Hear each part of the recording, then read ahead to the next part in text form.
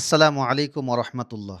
আজকে নিয়ত করেছি আমার মাদ্রাসার বাচ্চাদের জন্য আমি নিজ হাতে শাক তুলে নিয়ে আসবো ইনশাআল্লাহ। মাদ্রাসায় যাচ্ছি কারণ মাদ্রাসায় গিয়ে আমরা পাত্র নিব, যে পাত্রের মধ্যে আমরা শাকগুলোকে প্যাক করে তারপরে মাদ্রাসায় নিয়ে আসবো ইনশাআল্লাহ। তারপরে আবারও ব্যাগ নিয়ে এবং বাইক নিয়ে চললাম হচ্ছে সবজি খেতে।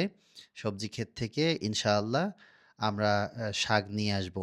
তারপরে আলহামদুলিল্লাহ বাইক রেখে আমি শাক তুলতে নেমে পড়লাম। ভাবছিলাম কোন শাক নিবো? ১ম এ কলমি শাক নিতে চেয়েছিলাম। তো দেখলাম যে কলমি শাকের সুন্দর, সুন্দর ফুল ফুটেছে। আলহামদুলিল্লাহ দেখতে পাচ্ছেন ফুলগুলো দেখতে অনেক ভালো লাগছিল। আগেরগুলো দেখতে পাচ্ছেন এবং পুরানগুলাও দেখতে পাচ্ছেন যেগুলো পুরানো হয়ে গেছে। তো যাই হোক পরে আমি সিদ্ধান্ত চেঞ্জ করে ভাবলাম যে ঠিক আছে তাহলে আমি পাট শাক নেই কিছু। ইনশাআল্লাহ একবেলা যেন আমি বাচ্চাদেরকে পাট শাক খাওয়াতে পারি। তো পাট শাক তোলা শুরু করলাম।